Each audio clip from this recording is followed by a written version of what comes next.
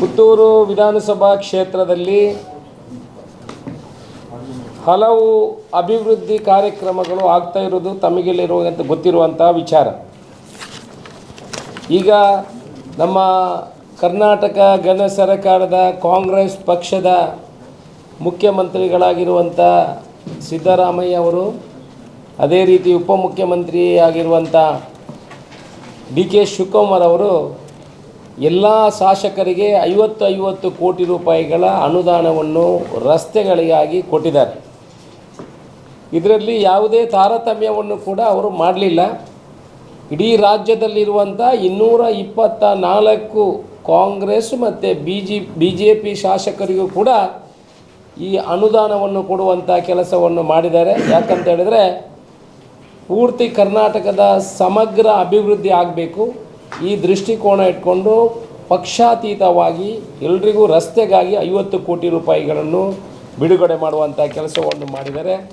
ಈ 50 ಕೋಟಿ ರೂಪಾಯಿಗಳಲ್ಲಿ ಸುಮಾರು 550 ರಸ್ತೆಗಳ ಕಾಮಗಾರಿಗೆ ಈ ಹಣವನ್ನು ನಾವು ಮೀಸಲಿಟ್ಟಿದ್ದೇವೆ. ಸುಮಾರು 79 ದೇವಸ್ಥಾನಗಳ, ಭಜನಾ ಮಂದಿರಗಳ, ಧಾರ್ಮಿಕ ಸಂಸ್ಥೆಗಳ ಕಾಮಗಾರಿಗೆ ಈ ಹಣವನ್ನು ಮೀಸಲಿಟ್ಟಿದ್ದೇವೆ. ಒಟ್ಟು 50 ಕೋಟಿಯಲ್ಲಿ 629 ಕಾಮಗಾರಿಗಳಿಗೆ ಈಗಲೇ ಟೆಂಡರ್ ಆಗಿದೆ. 13% ಹಣ ಕೂಡ ಬಿಡುಗಡೆ ಆಗಿದೆ. ಮುಂದಿನ 15ರಿಂದ 20 ದಿವಸದೊಳಗೆ 5 ಕಾಂಟ್ರಾಕ್ಟರ್ಗಳ ಮುಖಾಂತರ, ಯಾಕಂದರೆ ಒಬ್ಬರಿಗೆ ಕಾಂಟ್ರಾಕ್ಟ್ ಕೊಟ್ಟರೆ ಕಾಮಗಾರಿ ಮಾಡುವಾಗ ತಡ ಆಗ್ತದೆ. ಆ ದೃಷ್ಟಿಕೋನದಿಂದ 5 ಕಾಂಟ್ರಾಕ್ಟರ್ಗಳನ್ನು ನೇಮಕ ಮಾಡಿ ಎಲ್ಲರೂ ತಲಾ 10 ಕೋಟಿಯ ಕಾಮಗಾರಿಯನ್ನು ಮಾಡ್ತಾರೆ. ಈ ಮೂಲಕ 629 ಕಾಮಗಾರಿಗಳ ಕೆಲಸವನ್ನು ನಾವು ಈಗಲೇ ವಹಿಸಿಕೊಟ್ಟಿದ್ದೇವೆ. ನಾನು ಪುತ್ತೂರು ವಿಧಾನಸಭಾ ಕ್ಷೇತ್ರದ ಶಾಸಕನಾದ ನಂತರ ಮೊದಲನೇ ವರ್ಷದಲ್ಲಿ 2023-24ರಲ್ಲಿ 1479.59 ಕೋಟಿಗಳ ಅನುದಾನವನ್ನು ಪುತ್ತೂರು ವಿಧಾನಸಭಾ ಕ್ಷೇತ್ರಕ್ಕೆ ತಂದಿದ್ದೇನೆ. 2024-25ನೇ ಸಾಲಿನಲ್ಲಿ 529 ಕೋಟಿಗಳ ಅನುದಾನವನ್ನು ತಂದಿದ್ದೇನೆ. 2025-26 ಸಾಲಿನಲ್ಲಿ ಈವರೆಗೆ 251.06 ಕೋಟಿ ರೂಪಾಯಿಗಳ ಅನುದಾನ ಬಂದಿದೆ. ಒಟ್ಟು ಈವರೆಗೆ ಈ ವರ್ಷದ ಪೂರ್ತಿ ಬಜೆಟ್ಗಳು ಬಂದಿಲ್ಲ. ಒಟ್ಟು ಈವರೆಗೆ 2259.65 ಕೋಟಿ ರೂಪಾಯಿಗಳ ಅನುದಾನ ಈ ಪುತ್ತೂರು ವಿಧಾನಸಭಾ ಕ್ಷೇತ್ರಕ್ಕೆ ಬಂದಿದೆ. ಸುಮಾರು 250-300 ಕೋಟಿಗಳ ಕಾಮಗಾರಿ ಈಗಲೇ ನಡೀತಾ ಇದೆ. ಇದರಲ್ಲಿ ಬೇರೆ ಬೇರೆ ಕಾಮಗಾರಿಗಳು ಇರ್ಬೋದು. ನಿಮಗೆ ನಮ್ಮ ತಡೆಗೋಡೆಗೆ ಈಗಲೇ 12.5 ಕೋಟಿ ಬಂದಿರುವಂಥದ್ದು. ಇದರಲ್ಲೆಲ್ಲ ಕಾಮಗಾರಿಗಳ ಪಟ್ಟಿಯನ್ನು ನಿಮಗೆ ಬರಹ ಮೂಲಕ ಕೊಟ್ಟಿದ್ದೇವೆ. ನಮ್ಮ PWD ರಸ್ತೆಗೆ, ಪುತ್ತೂರು ಉಪ್ಪಿನಂಗಡಿ ರಸ್ತೆಗೆ 25 ಕೋಟಿ ರೂಪಾಯಿ, ಇನ್ನು ಲೋಕೋಪಯೋಗಿ ರಸ್ತೆಗೆ ನಮ್ಮ ಅಪೆಂಡಿಕ್ಸ್ EL 30 ಕೋಟಿ ರೂಪಾಯಿಗಳು, ಲೋಕೋಪಯೋಗಿ ಸೇತುವೆಗಳ ನಿರ್ಮಾಣಕ್ಕೆ 6.15 ಕೋಟಿ, ನಮ್ಮ ಹಾರಾಡಿಯಲ್ಲಿರುವಂಥ ರೈಲ್ವೆ ಅಂಡರ್ ಪಾಸ್ಗೆ 8 ಕೋಟಿ ರೂಪಾಯಿಗಳನ್ನು ಅತ್ಯಂತ ಪ್ರಯತ್ನ ಮಾಡಿ ಅದನ್ನು 4 ಲೈನ್ ಮಾಡಲಿಕ್ಕೆ ತರಿಸುವಂಥ ಕೆಲಸವನ್ನು ಮಾಡಿದ್ದೀವಿ. CRF ಫಂಡ್ ರಸ್ತೆ ಡಾಮರೀಕರಣಕ್ಕೆ 6 ಕೋಟಿ, ಇದು ಕೇಂದ್ರ ಮತ್ತು ರಾಜ್ಯ ಕೊಡುವಂಥದ್ದು. ಪರಿಶಿಷ್ಟ ಪಂಗಡಗಳ ರಸ್ತೆಗೆ ಅಭಿವೃದ್ಧಿಗೆ 1.5 ಕೋಟಿ, ಇದೆಲ್ಲ ಸೇರಿ 251.06 ಕೋಟಿ ರೂಪಾಯಿಗಳ ಅನುದಾನ ಬಂದಿದೆ. ನಮ್ಮ ಮೆಡಿಕಲ್ ಆಸ್ಪತ್ರೆ, ಮೆಡಿಕಲ್ ಕಾಲೇಜ್ ಮಾಡಲಿಕ್ಕೆ, ಮೆಡಿಕಲ್ ಆಸ್ಪತ್ರೆಗೆ ಏನು ಈಗ ನಾವು DPR ಮಾಡ್ತಾ ಇದ್ದೇವೆ, ಅದು ಅಂದಾಜು ವೆಚ್ಚ 450 ಕೋಟಿ ರೂಪಾಯಿಗಳ ಅಂದಾಜು ವೆಚ್ಚವನ್ನು ಮಾಡಿದ್ದೇವೆ. ಅದಕ್ಕೆ ಈಗಲೇ ಸರ್ಕಾರದಿಂದ ಅನುಮತಿ ಸಿಕ್ಕಿದೆ. ಆದರೆ ಫೈನಾನ್ಸ್ ಮಿನಿಸ್ಟ್ರಿಂದ ಅಪ್ರೂವಲ್ ತಗೊಂಡು ಮುಂದಿನ ದಿವಸದಲ್ಲಿ ಕ್ಯಾಬಿನೆಟ್ಗೆ ಹೋದ ನಂತರ ಅದು ಇದಕ್ಕೆ ಮುಂದಿನ ದಿವಸದಲ್ಲಿ ಇದು 450 ಕೋಟಿ ರೂಪಾಯಿಗಳು ಆ್ಯಡ್ ಆದಲ್ಲಿ 2709.65 ಕೋಟಿ ರೂಪಾಯಿಗಳ ಅನುದಾನ ಈ ಪುತ್ತೂರು ವಿಧಾನಸಭಾ ಕ್ಷೇತ್ರಕ್ಕೆ ಬಂದಾಗೆ ಆಗ್ತದೆ. ಇದು ಅಲ್ಲದೆ ನಮ್ಮ ಗ್ರಾಮ ನಮ್ಮ ರಸ್ತೆ ಇದರಲ್ಲಿ 85 ಕಿಲೋಮೀಟರ್ಗಳ ರಸ್ತೆಯನ್ನು ದುರಸ್ತಿ ಮಾಡಲಿಕ್ಕೆ 1 ಕಿಲೋಮೀಟ್ರಿಗೆ 1 ಕೋಟಿ ರೂಪಾಯಿಗಳ ಅನುದಾನವನ್ನು ಕೊಡುವಂಥ ಪ್ರಸ್ತಾವನೆ ಸರ್ಕಾರದಲ್ಲಿ ಇದೆ. ಅದಕ್ಕೆ ಇವಾಗಲೇ 38 ಕಿಲೋಮೀಟ್ರಿಗೆ ಪ್ರಸ್ತಾವನೆಯನ್ನು ಈಗ ಸರ್ಕಾರ ಅಂಗೀಕರಿಸಿದೆ. ಅದನ್ನು ನಾವು ಇದರಲ್ಲಿ ಸೇರಿಸಲಿಲ್ಲ. ಅದು 38 ಕೋಟಿ ರೂಪಾಯಿಗಳ ಅನುದಾನ ಮುಂದಿನ ದಿವಸಗಳಲ್ಲಿ ಟೆಂಡರ್ ಪ್ರಕ್ರಿಯೆಯಲ್ಲಿದೆ. ಒಟ್ಟು ಇನ್ನೂ 30 ಕೋಟಿಗಳ ಅನುದಾನ ಮುಂದಿನ ದಿವಸಗಳಲ್ಲಿ ಅದು ಬರುವಂಥ ಕೆಲಸಗಳು ಆಗ್ತದೆ. ಇದನ್ನೆಲ್ಲ ನಿಮಗೆ ಅತ್ಯಂತ ಸಂತೋಷದಿಂದ ಹೇಳ್ತೇವೆ. ಅದರ ಜೊತೆಯಲ್ಲಿ ಯಾವ ರಸ್ತೆಗೆ 629 ಕೋಟಿ ರೂಪಾಯಿಗಳ 629 ಕಾಮಗಾರಿಗಳ ಏನು ಕೆಲಸ ಇದೆ ಅದರ ಪೂರ್ತಿ ಲೀಸ್ಟನ್ನು ಕೂಡ ನಿಮಗೆ ಕೊಟ್ಟಿದ್ದೇವೆ. ಬರೀ ದೇವಸ್ಥಾನಗಳಿಗೆ, ಹಿಂದೂ ಧರ್ಮದ ದೇವಸ್ಥಾನಗಳಿಗೆ 8 ಕೋಟಿ ರೂಪಾಯಿಗಳ ಅನುದಾನವನ್ನು ಈ ವರ್ಷದ ಬಜೆಟಿನಲ್ಲಿ ಇಟ್ಟಿದ್ದೇವೆ. ಯಾರೂ ಕೂಡ ಇವತ್ತಿನವರೆಗೆ ಬಂದಿರುವಂಥ ಸರ್ಕಾರ ಆಗಲಿ ಈ ಹಿಂದೆ ಆಗಲಿ ಹಿಂದೂ ಧರ್ಮದ ದೇವಸ್ಥಾನಗಳಿಗೆ ಯಾವತ್ತೂ ಕೂಡ ಒಂದು ವರ್ಷದಲ್ಲಿ 8 ಕೋಟಿ ರೂಪಾಯಿ ಇಟ್ಟಿರುವಂಥ ವ್ಯವಸ್ಥೆಗಳೇ ಇಲ್ಲ. ಕಳೆದ ಬಾರಿ 3 ಕೋಟಿಯನ್ನು ಇಟ್ಟಿದ್ದೀವಿ, ಈ ಸಲ 8 ಕೋಟಿ ರೂಪಾಯಿಗಳನ್ನು ಇಟ್ಟಿದ್ದೇವೆ. ಅಲ್ಪಸಂಖ್ಯಾತರ ಏನು ಅಭಿವೃದ್ಧಿಯಲ್ಲಿದೆ, ಕಳೆದ ಸಲ 3 ಕೋಟಿ ರೂಪಾಯಿಗಳು ಬಂದಿದೆ ಮೊದಲನೇ ವರ್ಷದಲ್ಲಿ. ಆನಂತರ 5 ಕೋಟಿ ರೂಪಾಯಿಗಳ ಅನುದಾನ ಬಂದಿದೆ. ಈ ಸಲ 9 ಕೋಟಿ ರೂಪಾಯಿಗಳ ಅನುದಾನ ಮಂಜೂರಾತಿಯಲ್ಲಿದೆ. ಅಲ್ಪಸಂಖ್ಯಾತರಿಗೂ ಕೂಡ 9 ಕೋಟಿ ರೂಪಾಯಿಗಳ ಅನುದಾನ ಮುಂದಿನ ದಿವಸಗಳಲ್ಲಿ ಬರುವಂಥ ಕೆಲಸಗಳು ಆಗ್ತದೆ. ಒಟ್ಟಿನಲ್ಲಿ ಎಲ್ಲ ಜಾತಿ, ನೀವು ಜೈನ ಧರ್ಮದವರಿಗೆ ಇತಿಹಾಸದಲ್ಲಿ ಇಲ್ಲ. ನಾವು ಇವತ್ತು ಜೈನ ಧರ್ಮದವರಿಗೂ ಕೂಡ ಉಪ್ಪಿನಂಗಡಿಗೆ 1 ಕೋಟಿ ರೂಪಾಯಿ, ಅದೇ ರೀತಿ ಬಜತ್ತೂರಿನಲ್ಲಿ 1 ಕೋಟಿ ರೂಪಾಯಿ, 2 ಕೋಟಿ ರೂಪಾಯಿಗಳ ಅನುದಾನ ಕೂಡ ನಮ್ಮ ಜೈನ ಧರ್ಮದವರಿಗೂ ಕೂಡ ಕೊಡುವಂಥ ಕೆಲಸವನ್ನು ಮಾಡಿದೆ. ಬಜತ್ತೂರಿನಲ್ಲಿ ಬಸದಿ ನಿರ್ಮಾಣಕ್ಕೆ 1 ಕೋಟಿ ರೂಪಾಯಿ, ಬಜತ್ತೂರು ಬಾರಿ ಹೌದು. ಈಗಲೇ ಅನುದಾನ ಕೂಡ ಬಿಡುಗಡೆ ಆಗಿದೆ. ಉಪ್ಪಿನಂಗಡಿ ಕೂಡ ಅನುದಾನ ಬಿಡುಗಡೆ ಆಗಿದೆ. ಇವತ್ತಿನವರೆಗೆ ಯಾವ ಸರ್ಕಾರ ಕೂಡ ಜೈನ ಧರ್ಮದವರಿಗೆ ಹೌದು 1 ಕೋಟಿ ರೂಪಾಯಿ, ಇಬ್ಬರಿಗೂ 1 ಕೋಟಿ ರೂಪಾಯಿ ದುಡ್ಡನ್ನು ಕೊಡುವಂಥ ಕೆಲಸಗಳು ಆಗಿದೆ. ಒಟ್ಟಿನಲ್ಲಿ ಎಲ್ಲ ಕಾಮಗಾರಿಗಳಿಗೆ, ಎಲ್ಲ ರಸ್ತೆಗಳಿಗೆ ನಾವು ಕಬಕದಿಂದ ವಿಟ್ಲದವರೆಗೆ 4 ಲೇನ್ ಕಾಂಕ್ರೀಟ್ ರೋಡ್ ಮಾಡಲಿಕ್ಕೆ ಪ್ರಸ್ತಾವನೆಯನ್ನು ಇಟ್ಟು 10 ಕೋಟಿ ರೂಪಾಯಿಯನ್ನು ಈಗಲೇ ಮಂಜೂರು ಮಾಡಿದ್ದೇವೆ. ಈಗ ಅಪೆಂಡಿಕ್ಸ್ ಯಲ್ಲಿ ನಮಗೆ ಪ್ರಸ್ತಾವನೆ ಕೊಡಲಿಕ್ಕಿದೆ 30 ಕೋಟಿ ರೂಪಾಯಲ್ಲಿ 15 ಕೋಟಿ ರೂಪಾಯಿಯನ್ನು ಅದೇ ರಸ್ತೆಗೆ ಇಡುವಂಥ ಕೆಲಸವನ್ನು ಮಾಡ್ತೀವಿ. PWD ರಸ್ತೆಗಳು ಏನು ನಮ್ಮ ಬೆಟ್ಟಂಪಾಡಿ ಪಾಣಾಜಿಗೆ ಹೋಗುವಂಥ ರಸ್ತೆಗಳಿದೆ, ಅದರಲ್ಲಿ 3 ಕಿಲೋಮೀಟರ್ ರಸ್ತೆಯನ್ನು ಈಗಲೇ ದುರಸ್ತಿ ಮಾಡುವಂಥ ಕೆಲಸಗಳಾಗಿದೆ. ಇನ್ನು 3 ಕಿಲೋಮೀಟ್ರು 6 ಕಿಲೋಮೀಟ್ರಿಗೆ 3 ಕೋಟಿ ರೂಪಾಯಿ, ಪುನಃ ಇನ್ನೊಂದು ಒಟ್ಟು 6 ಕೋಟಿ ರೂಪಾಯಿಗಳನ್ನು ಅದಕ್ಕೂ ಕೂಡ ಇಡುವಂಥ ಕೆಲಸವನ್ನು 3 ಕೋಟಿಯನ್ನು CRF ಅಲ್ಲಿ ಇಡುವಂಥ ಕೆಲಸಗಳಾಗಿದೆ. ಇನ್ನು 3 ಕೋಟಿಯನ್ನು ಬೇರೆ ಅನುದಾನ ಇಡುವಂಥ ಕೆಲಸವನ್ನು ಮಾಡಿದ್ದೇವೆ. ಪುತ್ತೂರು ಉಪ್ಪಿನಂಗಡಿ ರಸ್ತೆ 4 ಲೇನ್ ಮಾಡಲಿಕ್ಕೆ 12 ಕೋಟಿ ರೂಪಾಯಿಗಳ ಟೆಂಡರ್ ಈಗ ಕ್ಯಾಬಿನೆಟ್ಗೆ ಬಂದು ಮುಂದಿನ ದಿವಸ 12 ಕೋಟಿ ರೂಪಾಯಿಯಲ್ಲಿ ಪುತ್ತೂರು ಉಪ್ಪಿನಂಗಡಿ ರಸ್ತೆ ಪೂರ್ತಿ 4 ಲೈನ್ ಕಾಂಕ್ರೀಟ್ ರೋಡ್ ಆಗ್ತದೆ. ಇಲ್ಲಿಂದ ನಮ್ಮ ಕೃಷ್ಣನಗರದಿಂದ ಉಪ್ಪಿನಂಗಡಿವರೆಗೆ ಮಧ್ಯ ಲೈಟ್ ಅಳವಡಿಸಲು 5 ಕೋಟಿ ರೂಪಾಯಿಗಳ ಸ್ಯಾಂಕ್ಷನ್ ಆಗಿದೆ. ತಲೆಗೆ ಲೈಟ್ ಹಾಕುವಂಥ ವ್ಯವಸ್ಥೆಗಳು ಕೂಡ ಆಗ್ತದೆ. ಇದು ಉಪ್ಪಿನಂಗಡಿ 12 ಕೋಟಿಯದ್ದಲ್ಲಿ ಅದು ಆ ಪೆಟ್ರೋಲ್ ಪಂಪಿಂದ ಅಲ್ಲಿವರೆಗೆ ಹೋಗುವಂಥ ಒಂದು ಸ್ಟ್ರೆಚ್ ಬಾಕಿ ಆಗಿರುವಂಥದ್ದಕ್ಕೆ 12 ಕೋಟಿ ರೂಪಾಯಿ. ಅದು ಸ್ವಲ್ಪ ಕ್ರಾಸ್ ಆಗಿ ಹೋಗ್ತದೆ, ಸ್ವಲ್ಪ ಆಗ್ತದೆ, ಮತ್ತು ಸ್ವಲ್ಪ ಕ್ರಾಸ್. ಕಬಕ ರೋಡಲ್ಲಿ ನೀವೀಗ ವೈಡ್ನಿಂಗ್ ಮಾಡುವಾಗ ಅಲ್ಲಿ ಬಹುಗ್ರಾಮ ಕುಡಿಯುವ ನೀರಿನ ಯೋಜನೆ ಪೈಪ್ಲೈನ್ಗಳು ತುಂಬ ಸಮಸ್ಯೆ ಆಗ್ಬೋದು ಅಂತ ಹೇಳುವಂಥ ಒಂದು ದೂರುಗಳು ಬರ್ತಾ ಇದೆ. ಅಂದರೆ ಈಗ ಹಾಕ್ತಾ ಇದ್ದಾರೆ, ನೆಕ್ಸ್ಟ್ ಈಗ ಡಬಲ್ ಲೈನ್ ಆಗುವಾಗ ಅದು ನಡು ರಸ್ತೆಯಲ್ಲಿ ಬರ್ಬೋದು, ಅಥವಾ ಅದು ಅಲೈನ್ಮೆಂಟ್ಗಳು ತಪ್ಪಬಹುದು.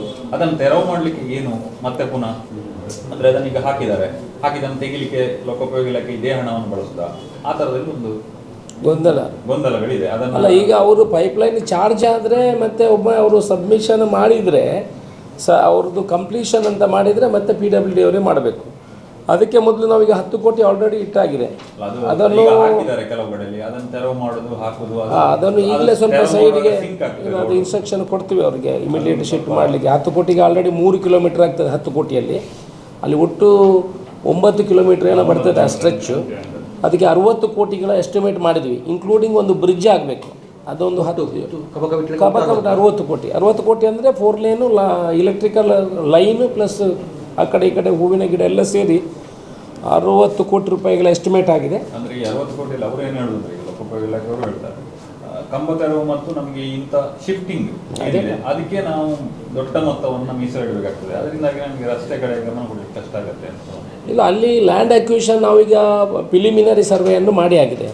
ಲ್ಯಾಂಡ್ ಅಕ್ವಿಷನ್ ಏನಲ್ಲಿ ಅಂಥ ದೊಡ್ಡ ಲ್ಯಾಂಡ್ ಅಕ್ವಿಷನ್ ಏನು ಬರೋದಿಲ್ಲ. ಒಂದು ನಮಗೆ ಮೇಜರ್ ಕಾಮಗಾರಿ ಬರುವಂಥದ್ದು, ಒಂದು ಬ್ರಿಡ್ಜ್ ಮಾಡುವಂಥದ್ದು, ಮತ್ತು ವಿಟ್ಲ ಪಟ್ಟಣಕ್ಕೆ ಎಂಟ್ರಿ ಆಗುವ ಅಲ್ಲಿವರೆಗೆ ನಮಗೆ ತೊಂದರೆ ಇಲ್ಲ. ಮತ್ತು ಅಲ್ಲಿರುವಂಥ ಬಿಲ್ಡಿಂಗ್ಗಳನ್ನು ಯಾವ ರೀತಿ ಮಾಡಬೇಕು ಅಂತ ಅಲ್ಲಿ ಹಳೆ ಬಿಲ್ಡಿಂಗನ್ನು ಅವ್ರನ್ನ ಕನ್ವಿನ್ಸ್ ಮಾಡಿ ಹೊಸ ಬಿಲ್ಡಿಂಗ್ನವರು ಎಲ್ಲ ಬಿಟ್ಟು ಕೊಟ್ಟಿದ್ದಾರೆ. ಬಾಕಿ ಅವ್ರನ್ನ ಹೇಗೆ ಮಾಡಬೇಕು ಅಂತ ಆ ವಿಟ್ಲ ಪಟ್ಟಣ ಒಳಗಡೆ ಒಂದು ರೋಡು ಬಂದರೆ ಆ ಪಟ್ಟಣ ಫುಲ್ಲು ಅಭಿವೃದ್ಧಿ ಆಗ್ತದೆ. ಆ ಕಲ್ಪನೆ ಇದೆ. ಅಲ್ಲಿವರೆಗೆ ನಮಗೆ ಏನು ತೊಂದರೆ ಆಗೋದಿಲ್ಲ ಸರ್. ಈಗ ಆಗಿರೋದು 10 ಕೋಟಿ ಅಲ್ಲಿಗೆ, ಈಗ 10 ಕೋಟಿ ಆಗಿದೆ, 3 ಕಿಲೋಮೀಟ್ರ್. ಈಗ ಇದರಲ್ಲಿ ಅಪೆಂಡಿಕ್ಸ್ ಸಿ ಅಲ್ಲಿ ನಮಗೆ ರಿಸರ್ವ್ ಆಗಲಿಲ್ಲ, 30 ಕೋಟಿ ಬಂದಿದೆಲ್ಲ. ಇದು ನಾವು ಯಾವುದೇ ಪ್ರಪೋಸಲ್ ಕೊಡಲಿಲ್ಲ. ಇದರಲ್ಲಿ 15 ಕೋಟಿ ರೂಪಾಯಿ ಇರ್ತದೆ. ಹೌದೌದು, 25 ಕೋಟಿ ಆಗ್ತದೆ. ಆಗ ಅಲ್ಲಿ ಮುಂದೊಂದು 6 ಕಿಲೋಮೀಟ್ರ್ ಪ್ಲಸ್ ಒಂದು 7.5 ಕಿಲೋಮೀಟ್ರ್ ಆಗ್ತದೆ ಸಾಧಾರಣ ಮುಟ್ತದೆ. ಮತ್ತು ಬ್ರಿಡ್ಜ್ ಅಲ್ಲಿ ಇರುವಂಥದ್ದು ನಮಗೆ ಮೇಜರ್ ಒಂದು 10 ಕೋಟಿ. ಈಗ RRD ರೈಲ್ವೆ ಇದ್ದಿತ್ತಲ್ಲ 8 ಕೋಟಿ, ಅದೀಗ ಪೂರ್ತಿ ಅಂಡರ್ ಪಾಸ್ ಪೂರ್ತಿ ರಾಜ್ಯ ಸರ್ಕಾರ ಮಾಡೋದಾ? ಅಲ್ಲ, ಹೌದು, ಕೇಂದ್ರದನ್ನು ನಾಡೋಕ್ಕಾದರೆ ಆಗೋದಿಲ್ಲ. ಈಗ ನಮಗೆ ರೈಲ್ವೆಯಿಂದ ನಾವು ಅದನ್ನು ಎಸ್ಟಿಮೇಟ್ ಮಾಡಿದ್ದೀವಿ. ಅವರಿಗೆ 68-70 ಲಕ್ಷ ಕಟ್ಟಬೇಕು ಉಸ್ತುವಾರಿ ನೋಡ್ಕೊಳ್ಳಿಕ್ಕೆ, ಅವರಿಗೆ ಟೆಕ್ನಿಕಲ್ ಇದು ಮಾಡಲಿಕ್ಕೆ.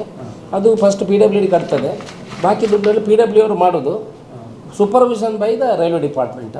ಅದು ಉಳಿದ ಕಾಮಗಾರಿಲ್ಲ, ರೈಲ್ವೆಗೆ ಪೂರ್ತಿ ದುಡ್ಡು ಕಟ್ಟಿ ಅವರೇ ಮಾಡೋದು ಅಲ್ಲ, ಅದು ತುಂಬ ಡೇಟ್ ಆಗ್ತದೆ. ನೀವು ದುಡ್ಡು ಕಟ್ಟಿದ ಮೇಲೆ ಅವರು ಇನ್ನೂ 2 ವರ್ಷ 3 ವರ್ಷ ಟೆಂಡರ್ ಆಗಲಿಕ್ಕೆ ಹೊಸ ರೂಲ್ ಮಾಡಿದ್ದಾರೆ. ನಾವೇ ಮಾಡ್ಬೋದು, PWD ಮಾಡ್ಬೋದು, ಡಿಸೈನ್ ಅವ್ರದ್ದು, ಸೂಪರ್ವೈಸನ್ ಅವ್ರದ್ದು ಮಾಡೋದು, ನಾವೇ ಕಾಮಗಾರಿ ಮಾಡ್ಬೋದು. ಅದು ಯಾವಾಗ ಶುರು ಆಗ್ತದೆ? ಅದಕ್ಕೆ ದುಡ್ಡು ಕಟ್ಟಿದ ಕೂಡಲೇ ಅವರಿಗೆ ಒಂದು 70 ಲಕ್ಷ ಕಟ್ಟಬೇಕು. ಸ್ಯಾಂಕ್ಷನ್ ಆದ ಕೂಡಲೇ ಅದನ್ನು ಈ ಕಡೆಯಿಂದ ಅಲ್ಲಿ ನಾವು ಸ್ವಲ್ಪ ಈಗ ಆಲ್ರೆಡಿ 22 ಕೋಟಿ ರೂಪಾಯಿದು ಕಾಂಟ್ರಾಕ್ಟ್ರಲ್ಲಿ ಸ್ವಲ್ಪ ಅಷ್ಟು ಸ್ಪೀಡ್ ಇಲ್ಲ. ಅವರಿಗೆ ನೋಟಿಸ್ ಎಲ್ಲ ಕೊಟ್ಟಿದ್ದೀವಿ, ಟೆಂಡರ್ ಆಗಿದೆ, ಕಾಮಗಾರಿ ಫಾಸ್ಟ್ ಆಗ್ತಾಯಿಲ್ಲ, ಅವರಿಗೆ ನೋಟಿಸ್ ಇಶ್ಯೂ ಮಾಡಿದ್ದೀವಿ. ಅದು ಸ್ವಲ್ಪ ಡಿಲೇ ಆಗ್ತಾಯಿದೆ. ಅದಕ್ಕೆ ನಾವು ಆದಷ್ಟು ಈ ಟೆಂಡರ್ ಆದ ಮೇಲೆ ವಾಪಸ್ ಅವರನ್ನು ಸ್ಪೀಡಪ್ ಮಾಡೋದು ಕೆಲಸ. ಅವ್ರ ಹತ್ರ ದುಡ್ಡು ಇಲ್ಲ, ಈ ಥರ ಪ್ರಾಬ್ಲಮ್ಗಳು ಸ್ವಲ್ಪ ಇದಾಗಿದೆ. ಬಟ್ ಅವ್ರು ಅಶ್ಯೂರೆನ್ಸ್ ಕೊಟ್ಟಿದ್ದಾರೆ, ಬ್ಲ್ಯಾಕ್ ಲಿಸ್ಟ್ ಮಾಡಬೇಡಿ, ನಾನು 1 ತಿಂಗಳಲ್ಲಿ ಪ್ಲ್ಯಾಂಟ್ ಎಲ್ಲ ಮಾಡ್ತೀನಿ ಅಂತ ಅಶ್ಯೂರೆನ್ಸ್ ಕೊಟ್ಟಿದ್ದಾರೆ. ಎಲ್ಲ ಆಗಿ ಎಲ್ಲ ರಿಲೀಸ್ ಆಗಿ ಎಲ್ಲ ಆಗಿದೆ ಅವ್ರಿಗೆ ಕೆಲಸ. ಅವತ್ತು ಇದು ಕೆರೆ ಅಭಿವೃದ್ಧಿ ಕಾರಂಜಿ ದೇವಸ್ಥಾನ, ಮಹಾಲಿಂಗೇಶ್ವರ ದೇವಸ್ಥಾನಕ್ಕೆ 3 ಕೋಟಿ ರಸ್ತೆಗೆ ಇಟ್ಟಿದ್ದೇವೆ. ಮಹಾಲಿಂಗೇಶ್ವರ ದೇವಸ್ಥಾನದ ಇದರಲ್ಲಿ 50 ಕೋಟಿಯಲ್ಲಿ 3 ಕೋಟಿ ಅದರ ಸೈಡಿಂದ ಬರುವಂಥ ರಸ್ತೆಗೆ 3 ಕೋಟಿ ರೂಪಾಯಿಗಳನ್ನು ಇಟ್ಟಿದ್ದೇವೆ. ಆನಂತರ ಕೆರೆ ಅಭಿವೃದ್ಧಿ ನಮ್ಮ ಪೂಡದಿಂದ 2,75,00,000 ರೂಪಾಯಲ್ಲಿ ಕೆರೆ ಅಭಿವೃದ್ಧಿಯನ್ನು ಮಾಡ್ತೇವೆ. ಅದು ಮ್ಯೂಸಿಯಂ ಅಂದರೆ ಇದು ಮ್ಯೂಸಿಕಲ್ ಫೌಂಟೈನನ್ನು ಮಾಡ್ತೇವೆ. ಅದೇ ರೀತಿ ನಗರಸಭೆಗೆ ಬಂದಿರುವಂಥ 3 ಕೋಟಿ ರೂಪಾಯಲ್ಲಿ ಪೂರ್ತಿ ಕೆರೆ ಅಭಿವೃದ್ಧಿಯನ್ನು. 75 ಲಕ್ಷ ಕೆರೆ ಅಭಿವೃದ್ಧಿ ಯಾವುದರಲ್ಲಿ? ಅದು ಬೇರೆ ಬೇರೆ ಉಂಟು ಸರ್. ಇದು ಹೂಳು ಕೆರೆ ಅಭಿವೃದ್ಧಿ ನಗರೋತ್ಥಾನದ ಅದು ಪೂಡದಲ್ಲಿ 2.75 ಇದೆ. 2.75ರಲ್ಲಿ ಹೂಳು ತೆಗೆದು 75 ಲಕ್ಷ, ಅಂದರೆ ಕೆಳಗಡೆದು ಮಣ್ಣು ತೆಗೆಯೋದು, ಮತ್ತು 2 ಕೋಟಿ ಫೌಂಟೇನ್, ಮ್ಯೂಸಿಕಲ್ ಫೌಂಟೇನ್, ಕಾರಂಜಿ ನಿರ್ಮಾಣಕ್ಕೆ. ಕಾರಂಜಿ ನಿರ್ಮಾಣ. ಅದರ ಕೆಳಗಡೆ ನೋಡಿ, ದೇವತೆ ಕಾರಂಜಿ. ಯಾಕಂತ ಹೇಳಿದ್ರೆ ಅದು ಕೆರೆ ಅಭಿವೃದ್ಧಿಯಲ್ಲೇ ಬರ್ತದೆ. ಇದು 2 ಕಾರಂಜಿ ನಿರ್ಮಾಣ ಅಂತ ಪುಡ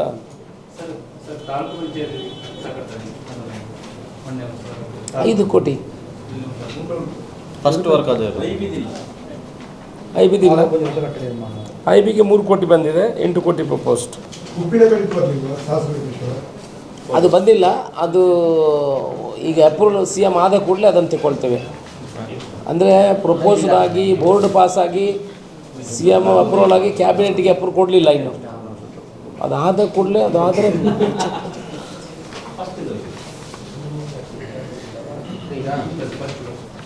ಮಹಿಳಾ ಪೊಲೀಸ್ ಸ್ಟೇಷನ್ ಶಿಫ್ಟ್ ನೋಡಿ, ಮಹಿಳಾ ಪೊಲೀಸ್ ಸ್ಟೇಷನ್ ಶಿಫ್ಟ್ ಬಗ್ಗೆ ನಾವು ಸರ್ಕಾರದಿಂದ ಅವರು 1 ಕೋಟಿ ರೂಪಾಯಿಗಳ ಅನುದಾನವನ್ನು ಕೂಡ ನಮ್ಮ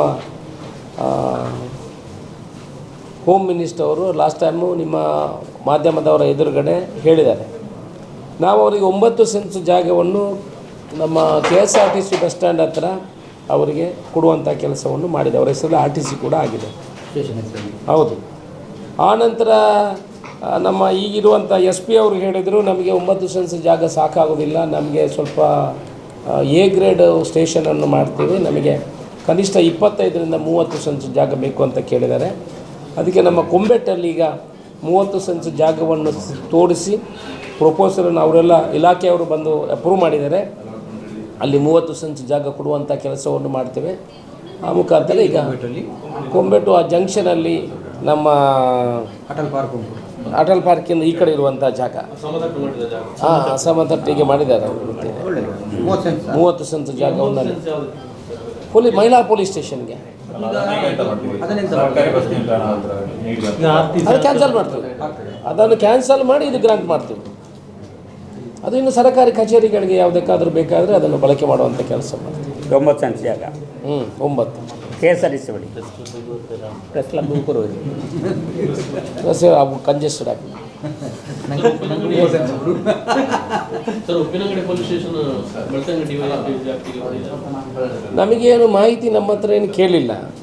ಬೆಳ್ತಂಗಡಿಯಲ್ಲಿ ಒಂದು DYSP ಕಚೇರಿ ಈಗ ಆಗಿದೆ, ಅದರ ವ್ಯಾಪ್ತಿಗೆ ತರ್ತಾರೆ ಅನ್ನುವ ಮಾಹಿತಿ ನಮ್ಮ ಹತ್ರ ಇದೆ. ಇವತ್ತೇ ಪತ್ರವನ್ನು ಬರೆದಿದ್ದೀನಿ ಹೋಮ್ ಮಿನಿಸ್ಟ್ರಿಗೆ, ಮುಖ್ಯಮಂತ್ರಿಗಳಿಗೆ ಮತ್ತು IG ಅವರಿಗೆ, ನಮ್ಮ ಅಡ್ಮಿನಿಸ್ಟ್ರೇಷನ್ ಆಫೀಸ್ ಅವ್ರಿಗೆ ಬರೆದಿದ್ದೀನಿ. ಚೇಂಜ್ ಮಾಡಬಾರ್ದು, ಇದೇ ವ್ಯಾಪ್ತಿಯಲ್ಲಿ ಇರಬೇಕು ಅನ್ನೋ ವಿನಂತಿಯನ್ನು ಮಾಡಿದ್ದೀವಿ. ನೋಡಬೇಕು. ಈಗ ಕಾಮಗಾರಿಯ ಬಗ್ಗೆ ಹೇಳೋದಿದ್ದರೆ RTO ಟ್ರ್ಯಾಕಿಗೆ 8 ಕೋಟಿ ರೂಪಾಯಿ ಅನುದಾನ ಬಂದದ್ದು ಹಿಂದೆ ಹೇಳಿದ್ದೀನಿ. ಟೆಂಡರ್ ಆಗಿ ಕಾಮಗಾರಿ ಎಲ್ಲ ಅವರಿಗೆ ಫಿಕ್ಸ್ ಆಗಿದೆ. ನಮ್ಮ ಮುಂಡೂರಲ್ಲಿ 15.5 ಎಕರೆ ಗ್ರೌಂಡಿಗೆ ಏನು ಜಾಗ ನಾವು ಮಂಜೂರು ಮಾಡಿದ್ದೀವಿ. 9.5 ಕೋಟಿ ರೂಪಾಯಲ್ಲಿ ಟೆಂಡರ್ ಆಗಿ ಕಾಮಗಾರಿ ಸ್ಯಾಂಕ್ಷನ್ ಆಗಿದೆ. ಏನು ಆರ್ಯಾಪಿನಲ್ಲಿ ನಾವು 8 ಎಕರೆ ಜಾಗ, ಕುರಿಯದಲ್ಲಿ 7 ಎಕರೆ ಜಾಗವನ್ನು ಕಾರ್ಮಿಕರ ವಸತಿ ಗೃಹಕ್ಕೆ ವಸತಿ ಶಾಲೆಗೆ ಮಾಡಿದ್ದೀವಿ. 38 ಕೋಟಿ ರೂಪಾಯಿಯ ಟೆಂಡರ್ ಆಗಿ ರೆಡಿಯಾಗಿ ಏಜೆನ್ಸಿ ಫಿಕ್ಸ್ ಆಗಿದೆ. ಆನಂತರ ಇಂಟೆಲಿಜೆನ್ಸ್ ಬ್ಯೂರೋ ಕಚೇರಿಗೆ ಪುತ್ತೂರಿನಲ್ಲಿ ಕೂಡ ಕೇಂದ್ರ ಸರ್ಕಾರದ ಇಂಟೆಲಿಜೆನ್ಸ್ ಬ್ಯೂರೋ ಕಚೇರಿಗೆ ನಮ್ಮ ಪಡ್ನೂರಲ್ಲಿ 0.0044 ಸೆನ್ಸ್ ಜಾಗವನ್ನು ಮಂಜೂರು ಮಾಡಿದ್ದೇವೆ. ಮುಂದಿನ ದಿವಸಗಳಲ್ಲಿ ಅಲ್ಲಿ ಏನು ಮಂಗಳೂರಿನಿಂದ ಇಂಟೆಲಿಜೆನ್ಸ್ ಬ್ಯೂರೋ ಆಪರೇಷನ್ ಆಗ್ತಾಯಿತ್ತು, ಪುತ್ತೂರಿನಲ್ಲಿ ಕೂಡ ಕೇಂದ್ರ ಸರ್ಕಾರದ ಇಂಟೆಲಿಜೆನ್ಸ್ ಬ್ಯೂರೋ ಆ ಕಚೇರಿ ಮುಂದಿನ ದಿವಸದಲ್ಲಿ ಆಗ್ತದೆ. ಎಲ್ಲಿಯೂ ಜಾಗ ಕೊಡಲಿಲ್ಲ, ನಾವು 15 ದಿವಸದಲ್ಲಿ ಜಾಗ ಕೊಟ್ಟಿದ್ದೀವಿ ಅವರಿಗೆ. ಸರಿ. ಮೈದಾನ ಉಂಟಲ್ಲ, ಅದಕ್ಕೆ ಎಷ್ಟು ಕೋಟಿ ಹೇಳಿದ್ರು? 9.5 ಕೋಟಿ ಸ್ಯಾಂಕ್ಷನ್ ಆಗಿದೆ. ಹಾಗೆ ಟೆಂಡರ್ ಆಗಿ ಸರ್, ಇಲ್ಲಿ ಕಾರ್ಮಿಕ ವಸತಿ ಅದು ಬಜೆತ್ತೂರಿನದು ಅಂಬೇಡ್ಕರ್ 22 ಕೋಟಿ ಕಾಮಗಾರಿ ಸ್ಟಾರ್ಟ್ ಆಗಿಲ್ಲ. ಸ್ಟಾರ್ಟ್ ಆಗಿದೆ, ಲೆವೆಲಿಂಗ್ ಸ್ಟಾರ್ಟ್ ಆಗಿದೆ. ಆಗಿದ್ದಾರೆ ಕಾಮಗಾರಿ ಆಗ್ತಾ ಇದೆ. ಈಗ ಶಿಲಾನ್ಯಾಸ ಆಗಲಿಲ್ಲ, ಅದು ಮಿನಿಸ್ಟರ್ ಬರ್ತೇನೆ ಅಂತ ಹೇಳಿದ್ದಾರೆ. ಆದರೆ ಕಾಮಗಾರಿ ತಡ ಮಾಡೋದು ಬೇಡ ಅಂತ ನಾವು ಕಾಮಗಾರಿಯನ್ನು ಸಿವಿಲ್ ವರ್ಕನ್ನು ಮಾಡಿದ್ದೀವಿ. ನಮ್ಮ ಪರ್ಮಿಷನ್ ತಗೊಂಡು ಮಾಡಿದ್ವಿ. 31 ತಾರೀಕಿಗೆ ಚೀಫ್ ಜಸ್ಟಿಸ್ ಬಂದು ಉದ್ಘಾಟನೆ ಮಾಡ್ತಾರೆ ನ್ಯಾಯಾಲಯ ಸಂಖ್ಯೆಯನ್ನು. ಇದೇ ತಾರೀಕು 31ಕ್ಕೆ ಚೀಫ್ ಜಸ್ಟಿಸ್ಸು, ಮುಖ್ಯಮಂತ್ರಿಗಳು, ಗವರ್ನರು ನಮ್ಮ ನಜೀರ್ ಅವರು ಬರ್ತಾರೆ. ಅವರ ಮುತುವರ್ಜಿಯಲ್ಲಿ ಆ ಕೋರ್ಟು ಇದಾಗಿದೆ, ಅವರು ಸುಪ್ರೀಂ ಕೋರ್ಟ್ ಜಸ್ಟಿಸ್ ಇರುವಾಗ. ಆದ್ದರಿಂದ ಅವರು ಕೂಡ ಈ ಕಾರ್ಯಕ್ರಮಕ್ಕೆ ಬರ್ತಾರೆ. ನಮ್ಮ PWD ಮಿನಿಸ್ಟರ್ ಬರ್ತಾರೆ, ಕಾನೂನು ಮಂತ್ರಿಗಳು ಬರ್ತಾರೆ, ಉಸ್ತುವಾರಿ ಮಂತ್ರಿಗಳು ಬರ್ತಾರೆ. 31ನೇ ತಾರೀಕಿಗೆ ಡೇಟ್ ಫಿಕ್ಸ್ ಆಗಿದೆ ಕೋರ್ಟ್ ಉದ್ಘಾಟನೆ. ಮನೆ ನಿವೇಶನ ಕೊಡೋದು ಇಲ್ಲ, ಮಂಜೂರು ಆಗ್ತಾಯಿದೆ, ಮಂಜೂರು ಮಾಡ್ತಾ ಇದ್ದೀವಿ. ಮುಂದಿನ 4 ರಿಂದ 5 ತಿಂಗಳೊಳಗೆ 2000 ನಿವೇಶನಗಳನ್ನು ಕೊಡುವ ಗುರಿ ಇದೆ. ಈಗಲೇ ಸಾಧಾರಣ 800 ಫಲಾನುಭವಿಗಳು ಏನಿದ್ದಾರೆ ಅರ್ಜಿ ಸಲ್ಲಿಸುವಂಥ ಕೆಲಸವನ್ನು ಮಾಡಿದ್ದಾರೆ. ಮುಂದಿನ ದಿವಸದಲ್ಲಿ ಬೆಂಗಳೂರಿನಲ್ಲಿ ಮೀಟಿಂಗ್ ಇಟ್ಟಿದ್ದೀವಿ. ಒಂದು ಗ್ರಾಮದ ಏನಾದರೂ ಏನು ಅರ್ಜಿದಾರರಿದ್ದಾರೆ, ಅವರು ಇನ್ನೊಂದು ಗ್ರಾಮದಲ್ಲಿ ಅರ್ಜಿ ಹಾಕಲಿಕ್ಕೆ ಸಾಫ್ಟ್ವೇರ್ನಲ್ಲಿ ಅವಕಾಶ ಇಲ್ಲ. ಈ ಹಿಂದೆ ಒಮ್ಮೆ ನಾವು ಅವಕಾಶವನ್ನು ಕಲ್ಪಿಸಿದ್ದೀವಿ, ಆದರೆ ಪುನಃ ಅದನ್ನು ಸರ್ಕಾರ ತೆಗೆದಿದೆ. ಮುಂದಿನ ವಾರದಲ್ಲಿ ಬೆಂಗಳೂರಿನಲ್ಲಿ ಮೀಟಿಂಗ್ ಮಾಡುವ ಮುಖಾಂತರ ಯಾವ ಗ್ರಾಮದವರು ಬೇಕಿದ್ದರೂ ಯಾವ ಗ್ರಾಮ ಎಲ್ಲಿ ನಿವೇಶನ ಇದೆ ಅಲ್ಲಿ ಅರ್ಜಿ ಹಾಕುವಂಥ ಅವಕಾಶವನ್ನು ಕಲ್ಪಿಸಿ ಸುಮಾರು 2000 ಜನರಿಗೆ ಪುತ್ತೂರು ವಿಧಾನಸಭಾ ಕ್ಷೇತ್ರದಲ್ಲಿ ಯಾರೂ ಕೂಡ ನಿವೇಶನ ಇಲ್ಲದೆ ಇರಬಾರ್ದು, ಯಾರೂ ಕೂಡ ಮನೆ ಇಲ್ಲದೆ ಇರಬಾರ್ದು. ಬಡವರು, ಅದು ನಮ್ಮ ಕನಸು. ಕರೆಂಟ್ ಇಲ್ಲದೆ ಇರಬಾರ್ದು, ನೀರು ಇಲ್ಲದೆ ಇರಬಾರ್ದು. ಅದಕ್ಕೆ ಫಸ್ಟಿಗೆ ನಿವೇಶನ ಹಂಚುವಂಥ ಕೆಲಸವನ್ನು ಮಾಡ್ತೇವೆ. ಆನಂತರ ನಿವೇಶನ ಹಂಚಿದ ನಂತರ ಈ ವರ್ಷದ ಬಜೆಟಿನಲ್ಲಿ ಮನೆ ಕಟ್ಟಲಿಕ್ಕೆ ಇವಾಗ 1,20,000 ಏನು ಸರ್ಕಾರ ಕೊಡ್ತದೆ, ಕೇಂದ್ರ ಸರ್ಕಾರ ನಿಲ್ಲಿಸಿದೆ ಮನೆ ಕಟ್ಟಲಿಕ್ಕೆ ಹಣ ಕೊಡುವಂಥದ್ದನ್ನು. ರಾಜ್ಯ ಸರ್ಕಾರ ಮಾತ್ರ 1,20,000 ಕೊಡ್ತಾ ಇದೆ. ಅದಕ್ಕೆ 3.5 ಲಕ್ಷ ಕೊಡಬೇಕು ಅಂತ ನಾವು ಸರ್ಕಾರಕ್ಕೆ ಬೇಡಿಕೆ ಇಟ್ಟಿದ್ದೀವಿ. ಅದು ಆದರೆ ಯಾರಿಗೆಲ್ಲ ನಿವೇಶನ ಕೊಡ್ತೀವಿ ಅವರಿಗೆ ಮನೆ ಕಟ್ಟಲಿಕ್ಕೆ ಕೂಡ ಹಂತವಾಗಿ ಹಣವನ್ನು ಕೊಡುವಂಥ ಕೆಲಸವನ್ನು ಮಾಡ್ತೀವಿ. ಆ ಮೂಲಕ ಯಾರಿಗೆಲ್ಲ ನಿವೇಶನ ಇಲ್ಲದವರು ಖಂಡಿತ ಈಗಲೂ ಅರ್ಜಿ ಹಾಕಲಿಕ್ಕೆ ಅವಕಾಶ ಇದೆ. ಮುಂದಿನ ದಿವಸಗಳು ಅವ್ರಿಗೆ ನಿವೇಶನವನ್ನು ಕೊಡುವ ಕೆಲಸವನ್ನು ಮಾಡ್ತೀವಿ. ಸರ್, ಇದು ನಮ್ಮ ಟ್ರಸ್ಟಿನ ಮುಖಾಂತರ 8 ಎಕರೆ ಜಾಗವನ್ನು ಖರೀದಿ ಮಾಡಿದ್ದೀವಿ. ನಮ್ಮ ಟ್ರಸ್ಟಿನ ಮುಖಾಂತರ ವಿಟ್ಲಮಡ್ನೂರು ಗ್ರಾಮದಲ್ಲಿ 8 ಎಕರೆ ಜಾಗವನ್ನು ಖರೀದಿ ಮಾಡಿ 168 ಸೈಟ್ಗಳನ್ನು ಮಾಡಿದ್ದೇವೆ. ವಿಡೋ ಅಂದರೆ ಗಂಡನನ್ನು ಕಳ್ಕೊಂಡು 2 ಮಕ್ಕಳನ್ನು ಹಿಡ್ಕೊಂಡು ಯಾರು ಬಾಡಿಗೆ ಮನೆಯಲ್ಲಿ ಇದ್ದಾರೆ, ನಾವು ಈಗಲೇ ಅವರ ಲೀಸ್ಟನ್ನು ಮಾಡಿದ್ದೀವಿ. ಅವರ ಅರ್ಜಿಯನ್ನು ತಗೊಂಡು ಅಲ್ಲಿ ಕೊಡಿಸುವಂಥ ಕೆಲಸವನ್ನು ಮಾಡಿದ್ದೀವಿ. ಅವರಿಗೆ 168 ಕುಟುಂಬಕ್ಕೆ ಕೊಡುವ ಕೆಲಸವನ್ನು ಮಾಡ್ತೇವೆ. ಅವರಿಗೆ ಮನೆ ಕೂಡ ಕಟ್ಟಿಕೊಡಬೇಕು ಅಂತ ಒಂದು ನಮಗೆ ಕಲ್ಪನೆ ಇದೆ. ಮುಖ್ಯಮಂತ್ರಿಯವರ ಹತ್ರ ಮಾತಾಡಿದ್ದೀವಿ, ಆನಂತರ ಕೆಲವು ದಾನಿಗಳ ಹತ್ರ ಮಾತಾಡಿದ್ವಿ. ಆ ಮುಖಾಂತರ ಅವರಿಗೆ ಒಂದು 5 ಲಕ್ಷ ರೂಪಾಯಿದಲ್ಲಿ ಒಂದು ಮನೆ ನಿರ್ಮಾಣ ಮಾಡುವಂಥ ಕೆಲಸಕ್ಕೂ ಕೂಡ ಮುಂದಿನ ದಿವಸ ಆಲೋಚನೆಯನ್ನು ಮಾಡ್ತೇವೆ. ಸರ್, ಇದು ಗ್ರಾಮದಿಂದ ಗ್ರಾಮಕ್ಕೆ ಓಕೆ, ಅಂದರೆ ವಿಧಾನಸಭಾ ಕ್ಷೇತ್ರ ವ್ಯಾಪ್ತಿಯ ಒಳಗೆ ಮಾತ್ರ. ಈ 3.5 ಲಕ್ಷ ಅಂದರೆ 1.5 ಲಕ್ಷ ಇದ್ದದನ್ನು 3.5 ಲಕ್ಷ ಅಂದರೆ ವಸತಿ ಯೋಜನೆಗ ಹೊಸ ವಸತಿ ಯೋಜನೆ. ಹೌದು, ಅಂಬೇಡ್ಕರ್ ಮತ್ತು ಹೊಸ ವಸತಿ ರಾಜೀವ್ ಗಾಂಧಿ ನಿಗಮದ ಮುಖಾಂತರ. ನೋಡಿ, ಕೊಲ್ಯದಲ್ಲಿ ಕೊಲ್ಯದಲ್ಲಿ ನಮ್ಮ ಆರ್ಯಾಪು ಗ್ರಾಮದ ಕೊಲ್ಯದಲ್ಲಿ 120 ಮನೆಗಳು ಡೇಂಜರಸ್ ಪರಿಸ್ಥಿತಿಯಲ್ಲಿದೆ. ನಾನು ಚುನಾವಣಾ ಸಮಯದಲ್ಲಿ ಹೋಗುವಾಗ ಅವರು ನನ್ನ ಹತ್ರ ಬೇಡಿಕೆ ಇಟ್ಟಿದ್ರು, ಇದಕ್ಕೆ ನೀವು ಒಂದು ತಡೆಗೋಡೆ, ಹಿಂದೆ ಇದಕ್ಕೆ ತೆಂಗಿನಕಾಯಿ ಹೊಡೆದಿದ್ದಾರೆ, ಪೂಜೆಗಳನ್ನೆಲ್ಲ ಮಾಡಿದ್ದಾರೆ, ಆದರೆ ಏನೂ ಆಗಲಿಲ್ಲ, ನನಗೆ ಮಾಡಿಕೊಡಬೇಕು ಅಂತ ಬೇಡಿಕೆ ಇಟ್ಟಿದ್ದರು. ನಿರಂತರ ಪ್ರಯತ್ನ ಮಾಡುವ ಮುಖಾಂತರ ಅವರಿಗೆ 2 ಕೋಟಿ ರೂಪಾಯಿಗಳ ಅನುದಾನವನ್ನು ಇಟ್ಟಿದ್ದೇವೆ. ಮಂಜೂರಾಗಿದೆ, ಟೆಂಡರ್ ಆಗಿದೆ. ಶಿಲಾನ್ಯಾಸ ಮಾಡಿ ಒಂದು 10 ದಿವಸದಲ್ಲಿ ಕಾಮಗಾರಿಯನ್ನು ಆರಂಭ ಮಾಡ್ತೀವಿ. ಆನಂತರ ನೂಜಿಯಲ್ಲಿ, ವಿಟ್ಲ ಭಾಗದ ನೂಜಿಯಲ್ಲಿ ನಮಗೆ ಒಂದು ಬ್ರಿಡ್ಜ್ ಆಗಬೇಕು ಅಂತ ಅವತ್ತು ನಾವು ಚುನಾವಣಾ ಸಮಯದಲ್ಲಿ ಅವರು ಮಕ್ಕಳನ್ನು ನದಿ ದಾಟಿ ತೋಡು ದಾಟಿ ಹೋಗಲಿಕ್ಕೆ ಆಗೋದಿಲ್ಲ ಅಂತ ಹೇಳಿದರು. ಅವರಿಗೂ ಕೂಡ 2 ಕೋಟಿ ರೂಪಾಯಿಯನ್ನು ಇಟ್ಟು ಅದು ಟೆಂಡರ್ ಆಗಿದೆ, ಕಾಮಗಾರಿಯನ್ನು ಆರಂಭ ಮಾಡ್ತೀವಿ. ಇದು 10 ದಿನದಲ್ಲಿ ಶಿಲಾನ್ಯಾಸ ಆಗ್ತದೆ. ಅದು ಟೆಂಡರ್ ಆಗಿದೆ. ನನಗೆ ಸ್ವಲ್ಪ ಟೈಮ್ ಇರಲಿಲ್ಲ, ಈಗ ಇಲ್ಲಾಂದರೆ ಇಮಿಡಿಯೇಟ್ ಶಿಲಾನ್ಯಾಸ ಮಾಡ್ತೀವಿ. ಮಾಣಿಕದಲ್ಲಿ ಪೆರ್ಲವನ್ನು ಸಂಪರ್ಕ ಮಾಡುವಂಥ ಒಂದು 100 ಕೋಟಿ ಅದೇನಾಗ್ತದೆ, ಅದು ಪ್ರೊಸೆಸ್ಸಲ್ಲಿದೆ. ಈಗ ಫಸ್ಟ್ ಪ್ರಯಾರಿಟಿ ಉಪ್ಪಿನಂಗಡಿದು 352 ಕೋಟಿ, ಅದರ ಜೊತೆಗೆ ಕಟಾರದಲ್ಲಿ 200 ಕೋಟಿ.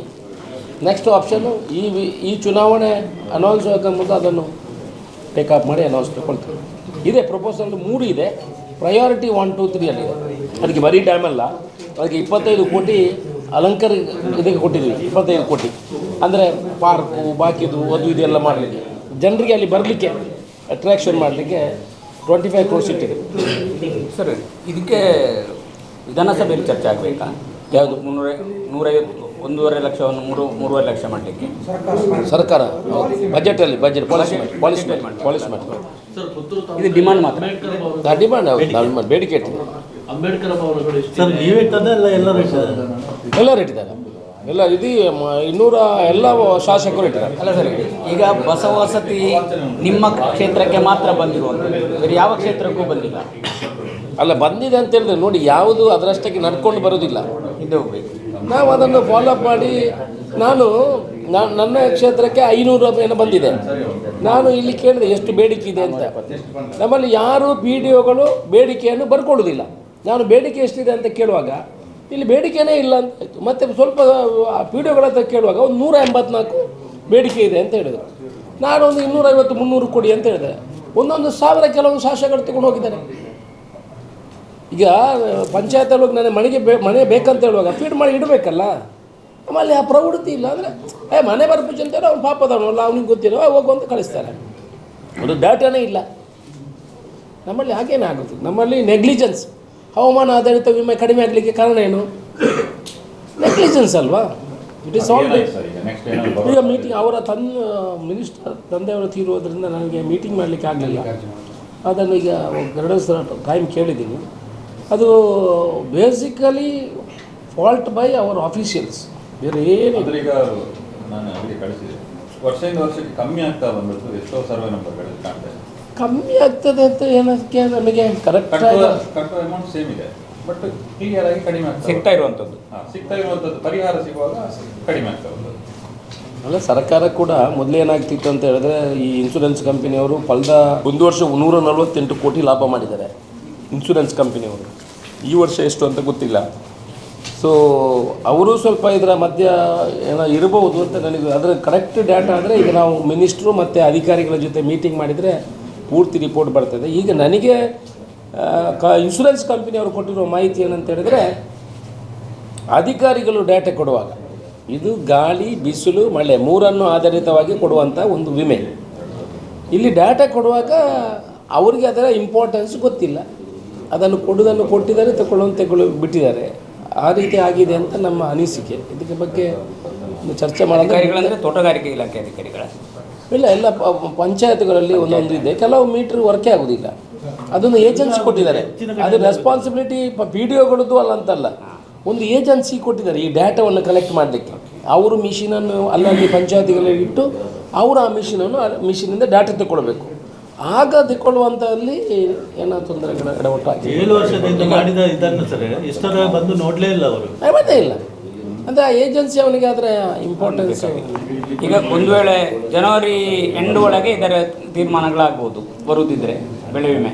ಹೌದು, ಜನವರಿ ಅಂದರೆ ಫೆಬ್ರವರಿ ಫಸ್ಟ್ ವೀಕಲ್ಲಿ ಆ ಕಂಪನಿಯವರಿಗೆ ಅವರು ಮಿನಿಸ್ಟರ್ನ ಅಪಾಯಿಂಟ್ಮೆಂಟ್ ಕೇಳಿದ್ದೀನಿ.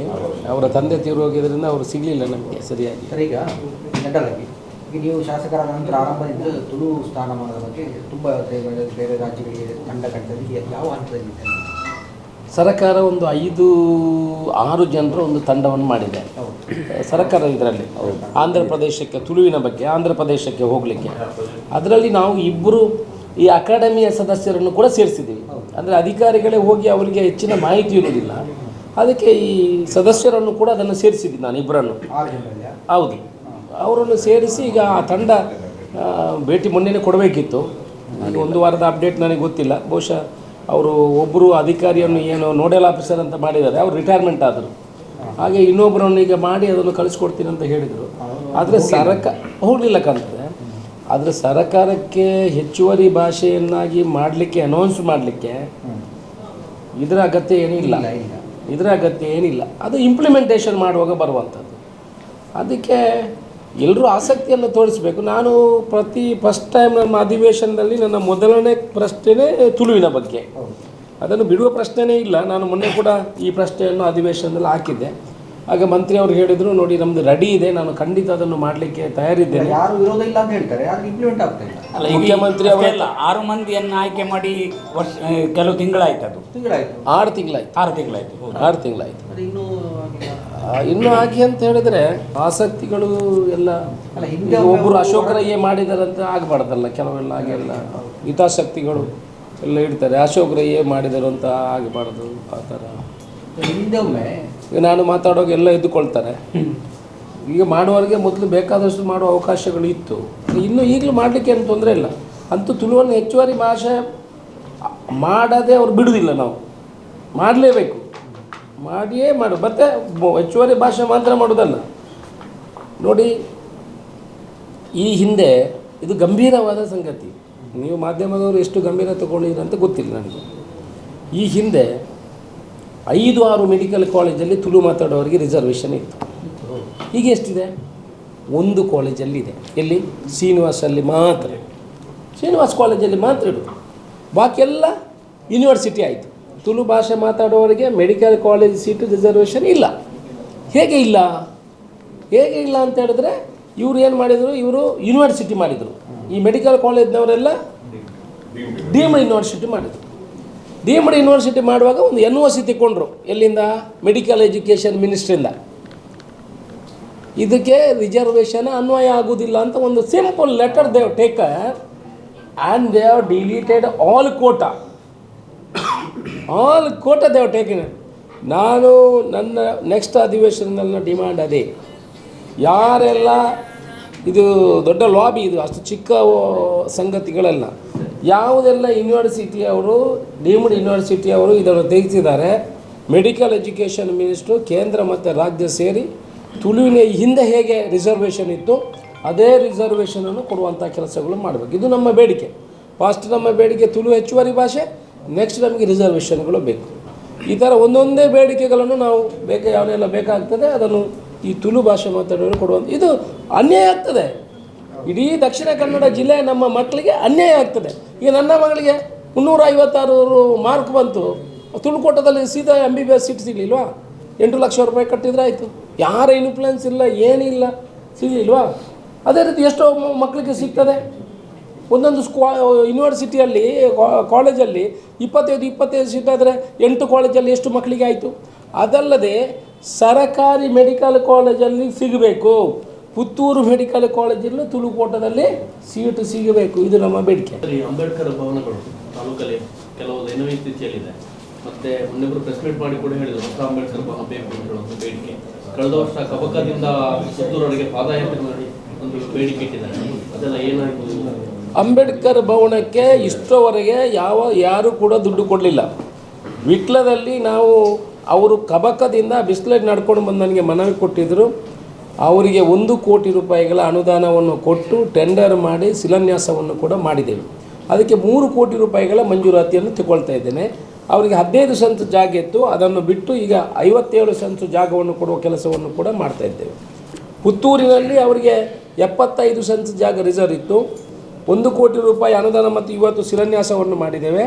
ಅದಕ್ಕೆ 5 ಕೋಟಿ ರೂಪಾಯಿಗಳ ಅನುದಾನವನ್ನು ಕೊಡ್ತೇವೆ. ಅಲ್ಲಿ ನಮ್ಮ ಬನ್ನೂರು 75 ಸೆಂಟ್ಸ್. ಹಾಂ, ಅದೆಲ್ಲ ಅದೀಗ ಕ್ಲಿಯರ್ ಆಯ್ತು. ಯಾವುದು? ಏನಿದೆ ಸರ್? ನಗರಸಭೆಯವರು ಮತ್ತು ಅವರ ನಡುವೆ ಬಾಳವೆ ಪ್ರತಿ ಸಭೆಯಲ್ಲಿ ಅದು ಉಲ್ಲೇಖ ಆಗ್ತಾ ಇಲ್ಲ. ಪದ ಸ್ಥಳದವರು ಬಿಟ್ಟು ಕೊಡೋದಿಲ್ಲ, ಇವರು ಮಾಡ್ಲಿಕ್ಕೆ ಬಿಡೋದಿಲ್ಲ ಅಂತ ಅವ್ರಿಗೆ ನಾವು ಪರಿಹಾರ ಕೇಳಿದ್ದೇವೆ. ಕೋರ್ಟ್ ಏನಷ್ಟೇ ನಮಗೇನಷ್ಟೇ. ಈಗ ತುಳು ಕನ್ನಡ ಮಾತಾಡುವವರೆಲ್ಲ ಅದರಿಂದ ಭಾರಿ ಸಮಸ್ಯೆ ಆಗ್ತದೆ ಎಲ್ಲ ಕಡೆಗಳಲ್ಲಿ, ಒಂದು ಕಡೆಗಳಲ್ಲ. ಈಗ ರಾಜ್ಯದ ಮಟ್ಟಿಗೆ ಆದರೆ ಈಗ ಇದರಲ್ಲಿ ಹಿಂದಿ ಮಾತಾಡುವವರು ಮಲಯಾಳ ಮಾತಾಡುವವರೇ ಜಾಸ್ತಿ ಇದ್ದಾರೆ. ಇದು ಜನರಿಗೆ ಸಮಸ್ಯೆ ಆಗ್ತಿದೆ. ಸ್ಥಳೀಯ ಭಾಷೆ ಕಲಿತು ಬರಬೇಕಾದ್ರೆ ಈಗ ಬೇರೆ ಇದರಲ್ಲಿ ಆದರೆ ಈಗ ಒಂದು ಉದ್ಯೋಗ ಮಾಡುವವರ ಹತ್ರ ಈಗ SP ಆಗಲಿ DSP ಯಾರಾದರೂ ಆ ಕನ್ನಡವನ್ನು ಕಲಿತು ಬರಬೇಕು ಅವರು. ಹಾಗೆ ಮಾಡಲಿಕ್ಕೆ ಆಗುದಿಲ್ಲ ಸರ್ ರಾಜ್ಯದಲ್ಲಿ. ಅಲ್ಲ, ಅದರಲ್ಲಿ ನೋಡಿ, ಇದು ಕೇಂದ್ರ ಸರ್ಕಾರದ ವ್ಯಾಪ್ತಿಯಲ್ಲಿ ಬರುವಂಥದ್ದು. ಬ್ಯಾಂಕುಗಳು ಕೇಂದ್ರ ಸರ್ಕಾರದ ವ್ಯಾಪ್ತಿಯಲ್ಲಿ ಬರುವಂಥದ್ದು. ನಾವು ಅವರಿಗೆ ವಿನಂತಿ ರಿಕ್ವೆಸ್ಟ್ ಮಾಡ್ಬೋದೇ ಹೊರತು ಹೀಗೇ ಮಾಡಿ ಅಂತ ಹೇಳಲಿಕ್ಕೆ ನಮಗೆ ಅಧಿಕಾರ ಇಲ್ಲ. ಆದರೆ ನೀವು ಹೇಳುವಂಥದ್ದು ಕರೆಕ್ಟು. ಯಾಕಂದರೆ ಗ್ರಾಮೀಣ ಪ್ರದೇಶದಲ್ಲಿ ಅವರಿಗೆ ಕನ್ನಡ ಬರೋಲ್ಲ, ಕಲಿಬೇಕಂತಿದೆ ಸರ್. ಈಗ ಒಬ್ಬರು SP ಎಲ್ಲರೂ ಬಂದರು ಸರ್, ಅವ್ರು ಕಲಿತಾರೆ, ಕಲಿಬೇಕು. ಅವರು ಕಲಿಯದೆ ಅವರನ್ನು ಬಿಡಬೇಕು. ಸುದ್ದಿ ಚಾನಲ್, ಕ್ಷಣ ಕ್ಷಣದ ಸುದ್ದಿಗಾಗಿ. That's my gadget. Let's go have some fun then.